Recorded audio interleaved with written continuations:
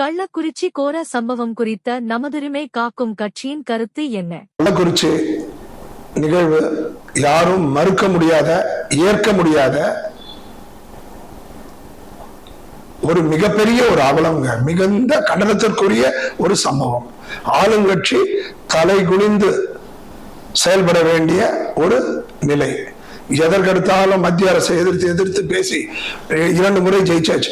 3வது முறையும் அதே பாணியை கடைபிடிக்கலாம் என்ற நோக்கம் இருந்தால் தயவு செய்து அதை மாற்றிக்கொள்ள கேட்டுக்கொள்கிறேன். ஏனென்று சொன்னால் 50 உயிருங்க. ஒரு உயிரை கொன்னா, ஒருத்தரை கொலை பண்ணா தூக்கு தண்டனை போடுறீங்க. 50 பேர் கொன்ன நபர்களுக்கு பணியிடை நீக்கம். எஸ்பியை என்ன பண்ணிருக்கீங்க? பணியிடை நீக்கம் பண்ணிருக்கீங்க. கலெக்டரை பணிமாற்றம் செஞ்சு இடமாற்றம் செஞ்சிருக்கீங்க. தயவு செஞ்சு அவருக்கும் பணியிடை நீக்கம் பண்ணணும். நேரடியா தொடர்பு கொண்ட அந்த கருணாபுரம் இருக்கு இல்லையா, அந்த இடத்துல எந்த இடத்துல சாராயம் காய்ச்சப்பட்டதோ அங்க நேரடியாக தொடர்பு கொண்ட அதிகாரிகளை பணியிடை நீக்கம் அல்ல, பணி நீக்கம் செய்யணும். நீங்க ஒரே ஒரு இந்த வேலையை மட்டும் செய்யுங்க. தமிழ்நாட்டில் எதிர்காலத்தில் 100 வருஷத்துக்கு மது ஒரிஜினல் டாஸ்மாக் மது கூட விற்பதற்கு தயங்குவாங்க. நீங்க பணியிடை நீக்கம் என்பது ஒரு தீர்வு அல்ல, பணி நீக்கம் செய்யணும். ஏதோ கலெக்டர் செய்ய முடியாது, எஸ்பி செய்ய முடியாது, ஏன்னா 4 நிலையில தாண்டி அவங்க இருக்காங்கன்னு மனிதாபிமானத்தில் எடுத்துக்கொண்டாலும் எதுல மனிதாபிமானம்? 50 லட்சம், 10 லட்சம் ரூபாய், 10 லட்சம் ரூபாய், 5 லட்சம் ரூபாய் கல்விக்கு பணம், அவங்க வளர்ற வரைக்கும் திருமணத்துக்கு காசு, இதெல்லாம் மகிழ்ச்சி. இருந்தாலும் ஒருத்தரை கொண்டுட்டு அவங்களுக்கு போய் நிதி உதவி செய்வது எவ்வளவு தரம் தாழ்ந்த செயலோ அதற்கு சமம். பல கட்சிகள் சொல்றாங்க ஆட்சியாளர்கள் செய்த படுகொலை சொல்றாங்க. அதுல என்ன தவறு இருக்கு? இந்த கம்யூனிஸ்ட் கட்சி, காங்கிரஸ் கட்சி, இந்த விசிக, அவங்களுடைய தோழர்கள் எம்டிஎம்கே, இது அதிமுக பூமிக்கும் மண்ணுக்கும் குதிப்பாங்க. இப்ப என்ன போச்சு? அவங்க மக்களுடைய ஆதரவு ஜெயிச்சு வந்திருக்கீங்க.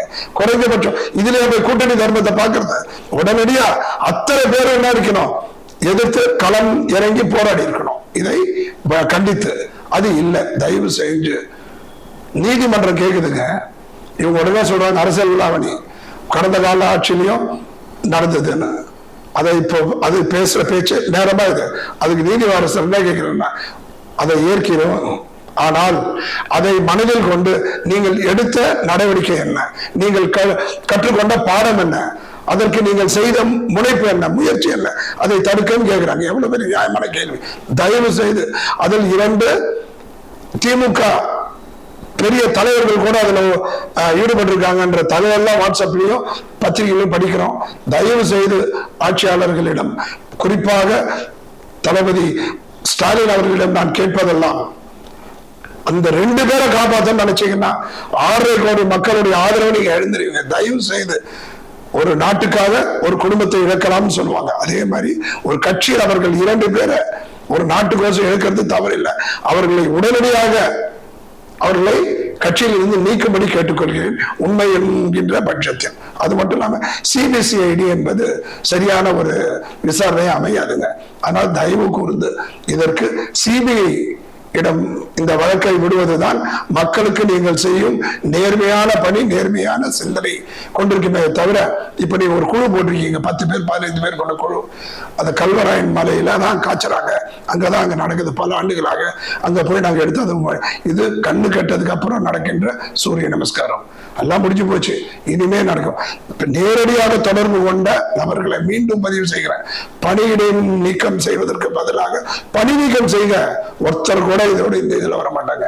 அந்த ஒரு குற்றவாளி, ஒரு மாற்றுத்திறனாளி, அவரை பார்த்தா பரிதாபமா இருக்கு. 5 முறை அவரை குண்டர் சட்டத்துல போட்டிருக்காங்க. 6வது முறை வந்து விற்கிறாரு. அவரை பார்த்து பரிதாபப்படுறதா? அவரால 50க்கும் மேற்பட்ட உயிர் போனதை பத்தி வருந்துகிறதா என்பது கேள்விக்குறி. அதே மாதிரி குண்டர் சட்டத்துல ஆயுட்கால குண்டர் சட்டத்துல போடணும். இந்த மாதிரி சாராய காசுறவங்கள ஆயுட்கால குண்டர் சட்டத்துல அவங்க வாழ்நாள் முழுக்க வெளியில வரக்கூடாது. ஒரு கொலை பண்ணா தூக்கு. 50 பேர் இத்தனை படு பாதகத்தை செய்தவர்களுக்கு எத்தகைய தண்டனை இருக்கணும்? நம்ம என்ன கேட்கிறோம்? அவங்கள ஆயுட்கால குண்டர்ஸ்ல போட்டு விடுங்க. அன்புமணி ராமதாஸ் அவர்கள் பூர்ண மதுவிலக்கு கேட்கிறாரு. அது சாத்தியம் இல்லை. அது அரசியல் நோக்கோடு வாக்கு வங்கி அரசியலுக்காக செய்வது.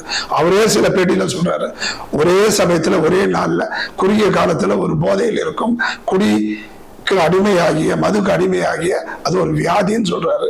அது உடனடியாக நிறுத்தப்பட்டால் பல பக்க விளைவுகளை ஏற்படுத்தும் என்கின்ற வகையில ஒரு மருத்துவராக கருத்தை பதிவு பண்றாரு. அவரே முழு பூர்ண மதுவில கேட்கிறாரு. அது சாத்தியமில்லை. கோடான கோடி ஆண்டு கழித்தும் அது சாத்தியமில்லை. ஆனால் அதே நேரத்தில் நம்ம டாஸ்மாக் கடைகளுடைய எண்ணிக்கை கணிசமாக குறையுங்கள், கடை திறக்கும் நேரத்தை கணிசமான நேரத்திற்கு குறையுங்கள். பக்கத்து வீட்டுல போய் குடிச்சிட்டு வந்துடுறான். அந்த நிலையில இல்லாம 1 கிலோமீட்டர் 2 கிலோமீட்டர் கடந்து சென்று ஊருக்கு ஒதுக்குப்புறமாக இருக்கும் இடத்தில் இருந்து வாங்கி வரும் நிலையை நீங்க ஏற்படுத்தினால் ஓரளவுக்கு அதை மட்டுப்படுத்தலாம் என்பதுதான் என்னுடைய கருத்து. உதாரணத்துக்கு ஒரு வெட்கக்கேடு, என்னுடைய கிராமத்துலங்க நம்ம ஊர்லயே அவனுங்க சாராய காய்ச்சலையே செத்து இருந்தா 10 லட்சம் வந்துடும், 5 லட்சம் வந்துடும், கொண்டு கொடுத்து போய் சேர்ந்திருக்கேன். இந்த அளவுக்கு ஒரு மதிவா பேசக்கூடிய அளவுல அந்த 10 லட்சம் அமைந்திருப்பதை அரசாங்கம் பாதிக்கப்பட்ட குடும்பத்தினுடைய வாயை அடைப்பதற்காக உடனடியாக கண்ணா பின்னான்னு நீங்க திட்டத்தை நீங்க நிதியை அறிவிச்சிட்டீங்க. அது ஒரு பக்கம் மகிழ்ச்சியோட பாதிக்கப்பட்ட மக்கள் அதை அனுபவிக்க போகிறார்கள் என்ற நிறைவை தந்தாலும் கூட இதை இந்த கொலையை செய்துவிட்டு இந்த வெகுமதியை தருவது ஏற்புடையதல்ல. நம்ம மீண்டும் இறுதியாக நமது 420 பகல்குடி சீமான் அவர்களும் முழு பூர்ண மதுவிலக்கு கேட்டிருக்காரு. அவர் என்னதான் மன்றாடினாலும் என்னதான் பித்ராட்டம் பண்ணாலும் மக்களால் புறக்கணிக்கப்பட்ட ஒரு நபர். மூன்று முனையில் இருக்கும்போது 3வது கட்சி கடைசி கட்சி, 4 முனையாக இருக்கும்போது 4வது கட்சி கடைசி கட்சி, அடுத்தது 5 முனை போட்டி 6 முனை போட்டி வந்து 6வதா 5வதா இருக்க போயிட்டு கடைசி கட்சி. மக்களால் புறக்கணிக்கப்பட்ட ஒரு நபர். அவர் பேச்சை நீங்க எடுக்க வேண்டிய பகல்குடி. அவர் மைக்க விட்டா குடிப்பாரு, குடி போதை தெரிஞ்சதுன்னா மைக்கில் வருவார். இதை நான் சொல்ல, அவருடன் உடன் இருந்த கட்சிக்காரங்க சொல்ற பேச்சு. பகல்ல குடிக்கிறவங்களும் ஒரு அரசியல் நபர்களா. அதனால அவர்கள் சொல்லுவதை போல முழு பூரண மதுவிலக்கை நாம் ஏற்க முடியாது. நமது உரிமை காக்கும் கட்சியினுடைய கொள்கை பூரண மதுவிலக்கு அல்ல. மது இருக்கட்டும், மது இருந்தாகணும். கல் தோன்றா மண் தோன்றா மூத்த குடி என்பதை போல அந்த காலத்துல இருந்து மது வந்து அழிக்கப்படாத ஒதுக்கப்படாத ஒரு பானமா ஒரு பழக்கமாயிடுச்சு. அதனால தயவு செய்து அதனுடைய எண்ணிக்கையை மிகப்பெரிய அளவில் 5000 கடை இருக்கு, அதை 2000 கடையை ஆக்குங்க, உடனடியா மூடுங்க. அதுல வர 40,000 கோடி எல்லாம் ஒரு எதுக்கு? இது கஞ்சா வித்தா இதை விட பல கோடி வரும். அது கஞ்சாவை விற்க முடியுமா? லாட்டரி டிக்கெட் வச்சுங்கன்னா இதை விட இன்னும் பெரிய கோடிகள்லாம் கிடைக்கும். அந்த லாட்டரி டிக்கெட்டை தடை பண்ணீங்கல்ல. இதெல்லாம் மனதில் கொண்டு தயவு செய்து உடனடியாக இரும்பு கரம் கொண்டு அரசியல் லாவணி செய்யாமல் கள்ளக்குறிச்சி மது சம்பவத்தை மனதில் கொண்டு எதிர்காலத்தில் ஒரு உயிர் கூட சேதமாகாமல் பார்த்து கொள்ள வேண்டியது திமுகவினுடைய கடமை. இல்லைன்னா அடுத்த ஆண்டு இல்ல, வருகின்ற 2026 மனதில் கொண்டு நீங்கள் செயல்பட கேட்டுக்கொள்கிறேன். இல்லை என்றால் மிகப்பெரிய ஒரு பின்னடைவை நீங்கள் சந்திக்க நேரிடும் என்பதை நான் நினைவூட்ட கடமைப்பட்டிருக்கிறேன். ஏனென்று சொன்னால் அவ்வளவு பெரிய மோசமான ஒரு சம்பவங்க.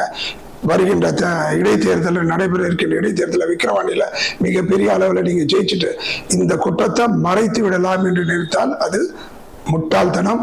ஒரு பிடி சோற்றில் ஒரு முழு பூசிகாயை மறைப்பதற்கு சமமாக அமைந்துவிடும். தயவு செய்து நீங்கள் செய்ய வேண்டியதெல்லாம் இரும்புகரம் கொண்டு, ஏன்னா உங்ககிட்ட ஆட்சி இருக்கு, அதிகாரம் இருக்கு. இடைத்தேர்தல் வெற்றி ஒரு வெற்றி அல்ல. தமிழகத்துல கடந்த காலத்துல ஆளுகின்ற கட்சி எப்படி செய்வாங்கன்றது உலக அறியும்.